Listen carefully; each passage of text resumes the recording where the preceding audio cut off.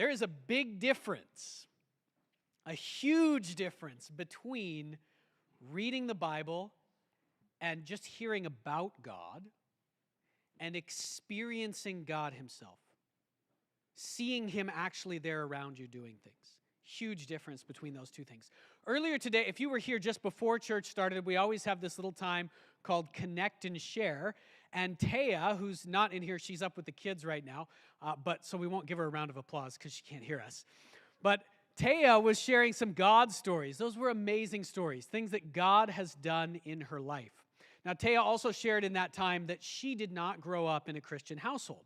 Now, if you are a person who's maybe just encountering church for the first time or for the first time in a long time, it might be easy to assume that a lot of the people in here just are Christians because their parents were Christians, their grandparents were Christians, they just grew up like that. There are a lot of people sitting in this room, myself included, who did not grow up in church. Let me just raise your hand if you did not grow up in church, for the most part. There's a bunch of people in this room who did not. A lot of people connected with our church. And that's because, and that's true all the time, we might think the church is just some old thing that keeps on going because it's always been going. That's not the case. Why do people become followers of Jesus, Christians, if they didn't grow up that way? They weren't brainwashed into it or trained into it.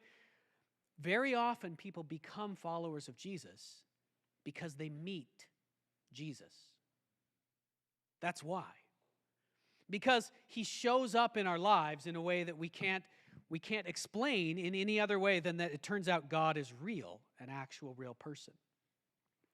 So this fall, we're going to go into a new series. I'll tell you more about it in a minute, but it's going to be focused on talking about times when we have seen God do things. Okay. Here's my illustration for today. We always start out with an illustration. So I did not grow up in church, but I did. So my parents were not Christians. Nobody in my immediate family, or no one I was around very often went to church. But my grandparents, I had one set of grandparents who were Christians, and they would always talk to me about the Bible. Anybody with me have a boring set of grandparents? They weren't really boring. I love my grandparents. But a boring set of grandparents who always droned on, this is how you felt as a kid, this is how I felt as a kid, a boring set of grandparents who droned on and on about old stories from the Bible.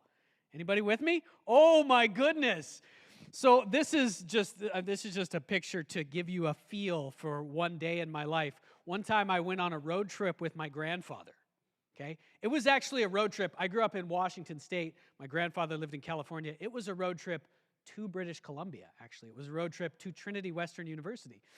But we went on this road trip. I was a young teenager, and I don't think I said, we were in the car. One of the days we were in the car for like 8 hours, and I don't think I said more than about 5 words in those 8 hours. And my grandfather just talked the entire time, the whole time, about life, about the Bible, about God. And how did I feel in that moment, guys? I felt like this kid. Check this kid out. I was looking for good pictures of just how I felt this week. My hair never looked that cool. But I felt like this kid. My eyes were glazed over. I was struggling to understand what my grandfather was saying. No doubt his words were just dripping with wisdom and truth, but they were not, for me, full of life. They were just dead words. And actually, that was my experience many times reading the Bible. I'm not going to go through the whole story again right now, but some of you will remember I've said a couple of times a story about this particular Bible. Some of you will remember last June there was kind of an amazing God story moment. I'll tell that story again sometime right here in this room. You can go back and watch it online if you want. But this was a Bible somebody gave me when I was, 7 years old. Yeah, 7 years old.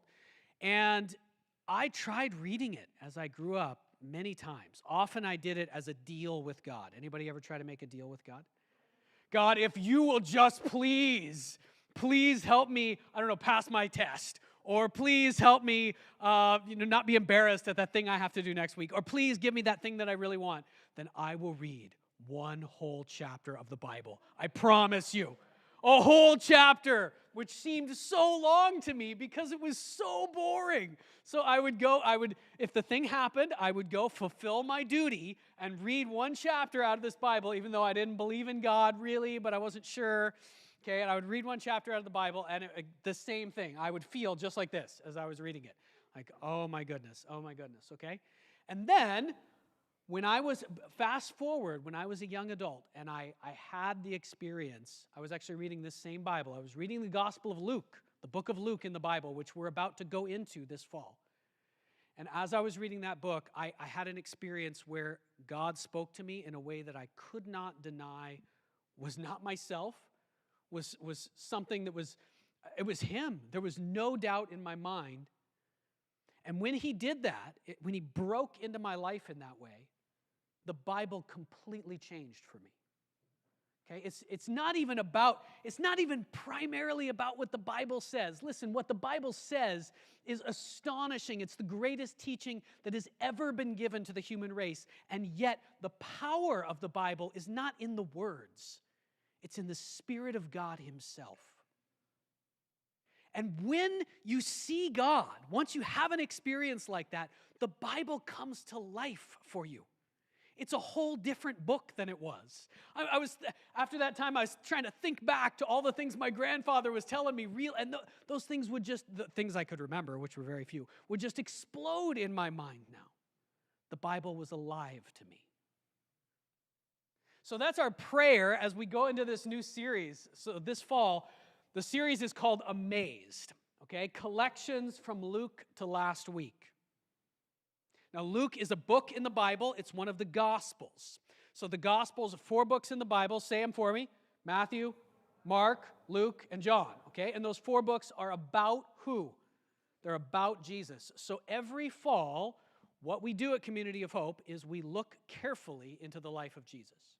So one thing that's going to be a great benefit to you, and you might even be interested in inviting someone else into, is many people have heard about Jesus. Almost everyone in the world has heard something about Jesus. But very few people who don't go to church, or even people who do go to church, very few people have a sense of, like, what was Jesus' whole life about? What did He do? What does it look like? Who was He? They don't have much of a sense of that. And so this series, this fall, will give you a sense. If you follow through with it and pay attention and listen to all of these messages and engage, number one, you will get a sense of who actually was Jesus. What was He like? What was it like to be around Him? Luke he went around and collected a whole bunch of testimonies, okay? Stories of what people had seen Jesus do. So he went and talked to a whole bunch of people who were there when Jesus was walking around on earth, and he basically said, okay, what was it like? What happened? Okay, and we'll talk about a few of those things today. But one of the other things we're going to get out of this series is that God is still at work today, just like He was when Jesus was walking around on the earth. It is in some ways a little bit weird how God works now. It's not as straightforward, maybe, as it was when Jesus was walking in front of us. But He is still at work just as much, or in fact, maybe even more than He was then. This is one of Luke's big points. And so as we go through this series, we're going to be collecting collections. Luke collected a whole bunch of stories of what God did in His time. But we're going to be collecting stories of what God is doing right now, even as recently as last week or this morning. We're going to be collecting those stories and sharing those, and I'll tell you about that in a minute. So here's how I'm going to say, this is kind of the description of this series. Luke set out on an extraordinary mission to collect the stories of those who saw Jesus with their own eyes. As he listened to them, as he listened to all those stories, there was one word that echoed repeatedly from the people who had been around Jesus. The word was amazed.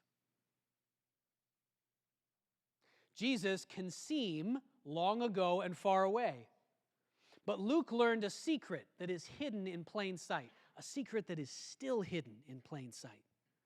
The same Jesus who amazed people when He walked the earth is still at work today.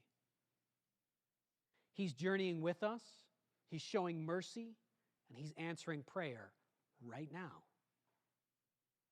The stories of what God is doing are actually all around us. So this fall, we are going to track them down and we're going to focus on them. We're going to tell those stories. Because to see him, to really see him, is to be amazed. Okay. Today's message is called Start Collecting. And we're just going to look at some little snippets. We're going to go over a little bit of an introduction to the book of Luke. So you can open it if you are old school and you have a paper Bible and you're here in person. Who's old school and has a paper Bible? Yeah, there's like 8 of you. That's awesome. If you only have it on your phone, then just watch on the screen because you know your phone is going to distract you as soon as you open it up. You know that's going to happen. But you can find the book of Luke if you got a paper Bible, and we'll give you a little bit of an introduction to this book and how we're going to approach it. And then we'll just look at a few verses from the opening of Luke and from the opening of the book of Acts, actually. So the book of Acts is another book in the Bible written by the same guy. So the same guy, Luke, wrote 2 books, and you'll see they're actually a series, a 2-part series. Okay, we'll start off like this. To the one who loves God. So let me open up reading Luke 1:1-4. This is how the book of Luke begins. Many have undertaken to draw up an account of the things that have been fulfilled among us. Sometimes Bible talk can go a little bit over our heads. I don't know if that does, but you have to stop and think about it. So what he's saying is that many people have already tried to write down. By the time he writes this down, by the time Luke writes down his book, many people have already taken it upon themselves to write down the things that Jesus did while he was walking around the earth. So what he's saying is that his gospel is actually not the first one. Which of the 4 gospels was written first? Anybody know? Probably Mark. Very, very likely the Gospel of Mark was written down first, which, as we've talked about before, we've actually gone over all 4 of these Gospels over the years in series like this in the fall at Community of Hope. If you've been around a while, you'll remember our series, Sudden Life, which was on the book of Mark. So Mark wrote it down first. He wrote down the things that Peter, one of Jesus' closest friends, had remembered. But so Luke is saying other people have already tried to write this down. So he's going to say why he is trying to write it down as well. They've tried to write things down just as they were handed down to us by those who from the first were eyewitnesses and servants of the word. With this in mind, since I myself have carefully investigated everything from the beginning, I too decided to write an orderly account for you, most excellent Theophilus, so that you may know the certainty of the things that you have been taught. Okay. There's a number of things here that I want to point out, and we're going to talk a little bit about who Luke is as we go through this as well. But Luke is saying, what he's saying is that he has gone around and he has collected a whole bunch of eyewitness accounts. He has found people who were there, as we said at the beginning, when these things happened. They were still alive in Luke's time. Now, Luke himself was not there when these things happened. He, like us, is a person who has heard about what Jesus did. He was not there when Jesus did all of his miracles, when Jesus died on the cross, when Jesus rose from the dead. Luke wasn't there. And so Luke wanted to, number one, make sure that this is really true, because some of the claims in the Gospels about Jesus are huge claims, aren't they? Right? Like Jesus walking up to people and praying for someone or just touching someone who has never been able to walk, and all of a sudden they can walk. That's a huge claim. Huge claims require huge amounts of evidence, right? Otherwise, we shouldn't believe them. And so Luke, he goes into this, and he's gone around and collected all these things. Now, Luke is a companion of the Apostle Paul. That's one of the things you need to know about him. So the Apostle Paul had traveled all over the world, at that time, the Mediterranean region, teaching people about Jesus. We're not going to go into Paul's whole backstory, but Luke is one of the guys that for some of that time traveled around with Paul. And so he's had the opportunity to be in a lot of different places where there are Christians. And in fact, he has had access, we can tell from his book, to some very, very famous people who were eyewitnesses to some of the things that Jesus did while he was walking around on the earth. Luke, for example, what is the Gospel of Luke? What do you think are the parts of the Gospel of Luke? If you are like a Bible person, you know your Bible really well, what parts of the Gospel of Luke are most famous? Yeah, the Christmas story. Because the Christmas story is found mostly only in Luke. All the parts about, Jesus being born in a manger and having, his parents, Mary and Joseph, having to travel from Nazareth down to Bethlehem and then having to flee to Egypt, all of that is found in Luke, not in the other Gospels. If Luke went around and collected a whole bunch of eyewitness testimonies, and he's living at a time that's only a couple of decades after Jesus, right? That's when he becomes a Christian, maybe a couple of decades after Jesus dies on the cross. What does that tell us about whom he might have been interviewing? Who would have been an eyewitness, let's say, to the birth of Jesus? Mary. In fact, since Joseph is dead, who else could possibly be an eyewitness to the birth of Jesus? No one. Only Mary. So this is powerful because it shows us the kinds of people that Luke is interviewing. He's interviewing Jesus' mom. Now, we're going to skip the Christmas stories because it's not Christmas time yet, no matter what Costco says. It is not Christmas time yet. So we're going to skip the Christmas stories. We're going to come back to it.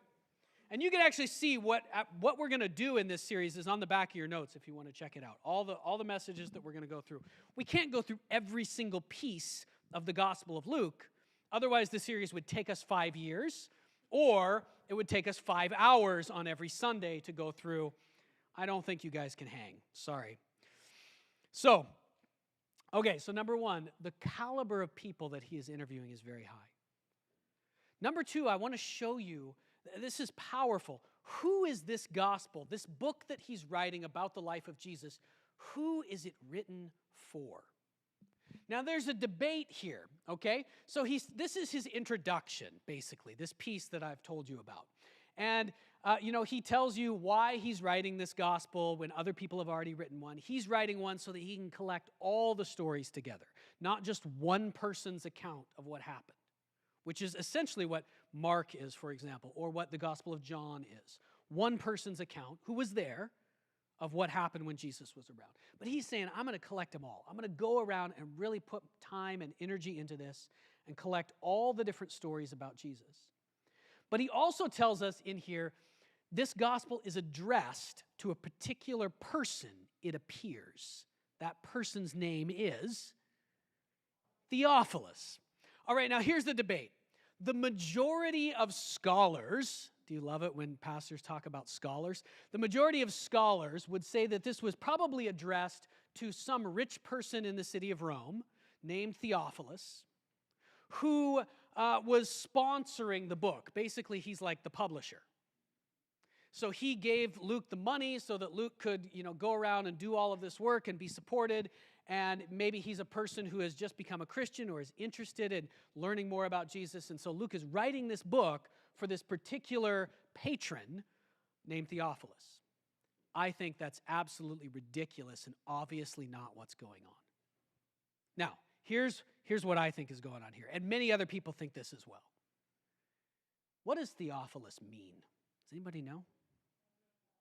Yeah. Probably most of us, if you have really a high level of English or if you know another European language, you can probably immediately tell what this name means. Early Christians loved to give each other new names. They were kind of like nicknames. And this tradition started because Jesus loved to give people new names. So, for example, Peter, who was one of Jesus' closest friends, right? Peter's name wasn't Peter. What was Peter's real name, the name he was given when he was born? Simon. What does Peter mean? It means a rock. Jesus, one of Jesus' disciples, yes, was called the Rock. Actually, the Rock, that's what it is. It's not just rock, it's the Rock in the Greek. So he called one of his disciples the Rock. The reason he did that is because that's who Peter was going to be. He was calling out Peter's future. He was going to be the rock on which he would build his church. So Jesus started giving people new names. Now, John and James, he gave them a name as well. What did he call them? The Sons of Thunder, right? That almost sounds like a wrestling name to me. So we got the Rock and the Sons of Thunder, right? And what's the soundtrack? Da-da-da, whatever's as these guys walk in. But really, okay, this is important. This is part of what we're going to be doing in this series is you've got to get a feel for what it was like to be with Jesus. It was not like, that's not what it was like to be with Jesus. It wasn't. It was not like, I'm not actually putting down, contemplative types of prayer or liturgical services, but that's not what it was like to be around Jesus most of the time. He's giving his friends wrestling names. Okay? Now, this continued in the early church. So, very famous early church fathers. There's one called Polycarp, who was a disciple of the Apostle John. That's a weird name to us today, but probably a couple of us in the room know what Polycarp means. What does it mean? Much fruit. Someone who's going to bear great fruit for the kingdom. This was a nickname. Another guy in the early church was named Ignatius. Anybody know what Ignatius means? It's Latin. Similar word is ignite in English. It means fiery. This guy was called fiery, okay? In the 100s, in the city of Antioch, the bishop of the guy who led the church of the whole city, his name was Fiery. That's what they called him. So they loved to give each other nicknames. This was super common. Now, Theophilus could be a nickname for a particular person in the early church, but I don't think so at all because of what it means. So say what it means again, one more time. It means the one who loves God, the lover of God. Or if we were going to extrapolate it a little bit, the one who is seeking God, the one who is reaching out for God, the one who wants God more than they want just all the stuff of this life. Now, if you're writing a book and you write that the book is for the person who's seeking God, the God lover, the God seeker, are you talking about a particular individual in the city of Rome? You think Luke wrote this book for some rich guy? I don't think so. We're going to see in a minute, Luke's heart is for the poor, the oppressed, the downcast, the outcasts in society. I highly doubt that he wrote this book for some rich patron in the city of Rome. He wrote it for anyone who really wants God. He wrote it for the person who loves God, even if they don't know God yet, for the person who's seeking him. So the question as you go into this series with us, is that you? If it's not, you gotta light your heart on fire somehow. You gotta stir your heart up to seek after God. If you look for him, you're gonna find him. If you seek him with all your heart, he has promised that he will allow himself to be found by you. But if you approach it like I did when I was a kid, I'm going to read my Bible because God gave me a new Nintendo game. I'm going to read one chapter. That's not it, guys. Who wants God? It's very important. All right. Let's note a few things about this gospel now. There's 4 things I want to show you about this gospel as a whole, this book of Luke as a whole. So one is that it is the gospel of amazement. And that's why this series is called Amazed. As we said at the beginning in that short introduction, the word amazed appears over and over and over again in this book. I think probably this is because, Luke probably heard this word. It appears in different forms. Luke probably heard this word from many people who he was interviewing, who he was listening to what had happened, when they tried to describe what it was like to be around Jesus. It's probably a lot like Taya was this morning, right? They were struggling. Did you see Taya? Who was here before church started? I know it was only like 5 of us because we all come to church late. That's all good. But you can see when Taya tries to describe something that God has done, she's struggling to describe it. And she'll say, it was just amazing. I think this is what's happening with many of the people that Luke is interviewing. as he writes down this book. I'm telling you what Jesus did, okay? He showed up and he talked to this person, he prayed with them, but that doesn't do it justice. They're trying to describe to him, you don't understand what it was like to be around him. It was amazing. It was astonishing. I've never experienced anything like it. What did he do? He just said hi to me. Or he just blessed me. Or he gave me something to eat. He gave me a drink of water, and my whole life was different. This is the gospel of amazement. I think this is also because this is Luke's feeling about this. He is astonished by the presence of Jesus in the world. The second thing that the Gospel of Luke is it is the gospel. And when I say the gospel, in this case, I mean the four Gospels, like we talked about earlier, right? Of the four books that are about Jesus' life on earth, this one is the one that is most about prayer. Now, the Gospel of John also has some very long prayers of Jesus in it. But in the Gospel of Luke, we see Jesus praying over and over and over again. In fact, it almost seems that one of the things Luke wants to get across to us is this sense that Jesus kind of just walked around praying, asking his Father what to do, and then doing whatever it seemed like God was leading him to do. That was pretty much what they did, Jesus and the apostles. They just prayed, and then whatever God led them to do in prayer, they went and did it. And repeat over and over again. At major moments in Jesus' life, more than in the other Gospels, Jesus is portrayed as not really knowing what to do. And that's an amazing thing. When Jesus goes to choose his 12 disciples, for example, in the other Gospels, he just calls them forth. He calls them by name. And so in a sense, you feel like, okay, he's got a plan. He knows what he's doing. In the Gospel of Luke, he goes up on a mountain and he spends the whole night in prayer. What is he doing? He's saying, show me, Father. Show me what I'm supposed to do. Show me who is supposed to come with me. Who are my closest circles supposed to be?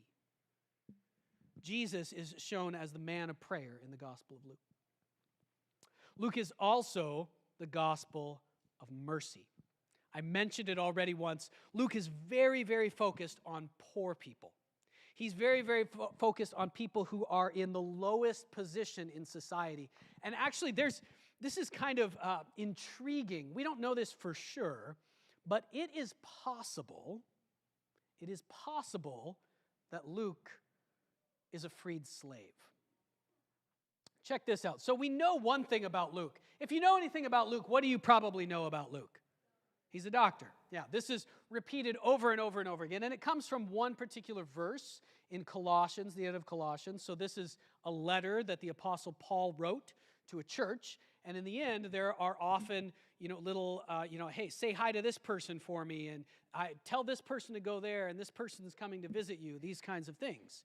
And what he says in one verse in the end of Colossians is, our dear friend Luke, the doctor, and Demas also send their greetings. So at the time that Paul wrote the letter to the Colossians, Luke was with him. But Luke is identified in particular as a doctor, a physician, a medical doctor. And we see there's a number of things that back this idea up for sure. So all the early church fathers describe Luke as a doctor. It's 100% for sure he was a physician. We also see that in his gospel, number one, his language is much higher level than the other gospels. Actually, the gospels are not written in a very high level of Greek. Okay, the Greek that most of the gospels are written in is very simple and doesn't take a lot to learn. Would you agree, Taki? Yeah, maybe. Taki can speak Greek. He's a guy in our church. Okay, so they're written in a very low level of Greek, actually. But the Gospel of Luke is different. The Gospel of Luke was clearly written by someone who is educated at a much higher level. It's also very systematic. And he said that in the beginning, right? When he goes to collect all these stories, he says, I'm going to write an orderly account for you. I'm going to write a story. I'm going to write the story of what Jesus did, and I'm going to put it in the right order. Because those other guys didn't they didn't organize it very well. You can kind of see Luke taking a jab at Matthew and at Mark, actually. I think so. Maybe not in a mean way, but he's saying those other gospels are great, but they kind of just blurted out all the stuff that Jesus did. And I'm going to actually organize this and structure it for you. So you can see there another mark of someone who is highly educated. Now here's the thing. I think this is so intriguing. Most doctors in the Roman Empire were slaves. Not all, but most of them. Why is that? Would anybody know why were most doctors? What ethnicity do you think most doctors in the Roman Empire were? What race, what background were they? Richard, do you know? Arabic? Okay, well, not at that time. Yeah, that would be, certainly if you fast forward. Because the Arabs later would take over a lot of Greek culture and Greek learning. In the time of the first century in the Roman Empire, most doctors were Greeks. And the Greeks had been conquered by the Romans. So it was very common in this culture, in this day and age, for rich families to have Greek slaves who they would give they would educate them highly and then give them all kinds of really high-level positions, what we would think of as high-level positions. I'll educate this guy, train him to be a physician, a doctor, and then he's going to be the doctor for my family. So just like us, they had a real hard time finding family doctors in the Roman Empire, so they would actually go enslave people and train up slaves to be their doctors. Crazy. Don't do that. That's not a good idea. We can't do that anymore. Slavery is bad. But that's what they did back then. And all kinds of other high-level positions in the Roman Empire, positions that required a lot of education, were filled by Greek slaves. This is remarkable. And so the idea that Luke is a slave, it's also held up by the fact that so much of his gospel is focused on the poorest people. So much of his gospel is focused on servants, on slaves, on widows, on people who were held down or left out by their society. Could it be that maybe that's because that's how Luke felt for most of his life? The name Luke is also more typically, again, not always, but more typically a slave name. It's a shortened version of Lucian. Lucian would have been a name that was given to a higher caste or higher level in society, a person who's high society. And often a person named Lucian might name their slave Luke, Lucas. Intriguing to think that Luke might have been a slave. And so this would be why his gospel is so focused on mercy, or maybe why. One more piece, his gospel is also the gospel of journey. I won't talk about that too much right now, but it is structured around a particular journey of Jesus that follows a very well-known and very carefully planned geographical route. Intriguing. Luke actually very clearly studied the geography of the Holy Land very carefully in order to construct his gospel. Remarkable. Okay, one last piece we're going to bring out for today, and then we'll move into what we're talking about in future weeks. And this is the piece that's going to help us connect with what God is doing right now in our lives. Okay? This is the opening of the book of Acts, which is the second book. So he wrote the book that's now called Luke. Luke wrote the book that's now called the Gospel of Luke, which is everything that Jesus did. And then he wrote the book of Acts, which is basically what happens in the next 20 or 30 years to the church. And here's how he opens. Oh, whoops, I want to go past that. That's not where I want to be. There's some more cool stuff about Luke, but we're going to skip this. We'll go right here. Acts 1:1, 1:1-3. So this is the introduction of his second book. This is the sequel. And you're going to notice a name that you've seen already, right? What name is that? Theophilus. He writes it to the same person, the same rich guy in Rome, right? No way. Those scholars are all wrong. In my former book, Theophilus, you who love God, I wrote about all that Jesus began to do and to teach, until the day he was taken up to heaven, after giving instructions through the Holy Spirit to the apostles he had chosen. After his suffering, he presented himself to them and gave many convincing proofs that he was alive. You see how focused he is on evidence? Way more than any of the other gospel writers. Okay, the other gospel writers, all of them were like, whoa, we had this amazing experience of God and the Holy Spirit, believe in God. And Luke is like, let's track down all the evidence. He appeared to them over a period of 40 days and spoke about the kingdom of God. All right, I only want to bring one piece out of this introduction. What do you notice about this first sentence? In his first book, which is the book of Luke that we're going to be looking at, he wrote about all that Jesus did when he was on earth. Is that what he says here? Not quite, is it? He says, and this is, many of us have heard this before, and so it might not be remarkable to you, but it is stunning. He wrote about all that Jesus began to do during the days of his life when he was walking on earth. What does that imply?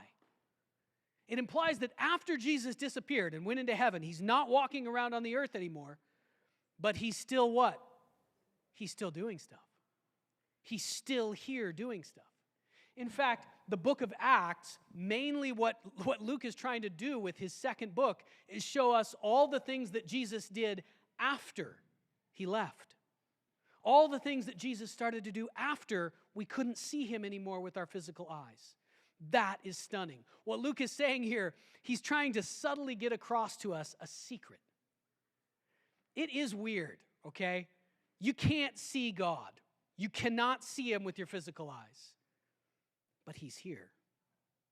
I remember after I came to Christ, I told you about reading my Bible, and God spoke to me in a powerful way that I couldn't deny that it was him. The Bible came to life for me. Over that next year and continuing, I have many, many experiences of God as an actual person in my life doing things. And I remember having an argument with some of my family members after the first year after I'd become a Christian. They basically wanted to know this: why did you let those crazy Christians brainwash you and become part of their cult? And my response, it kept being the same thing. I mean, that's not what happened. You don't understand. I didn't just decide to believe a bunch of weird teachings from thousands of years ago. I met someone. It's hard to introduce you to him because you can't see him. But he shows up in my life repeatedly and does things. That's what Luke is saying right here. And that's what we are going to focus on in this series. So, as we go through this, from Luke to last week, we're going to be studying the stories of that Luke collected all those years ago, of what Jesus actually did when he was walking on the earth.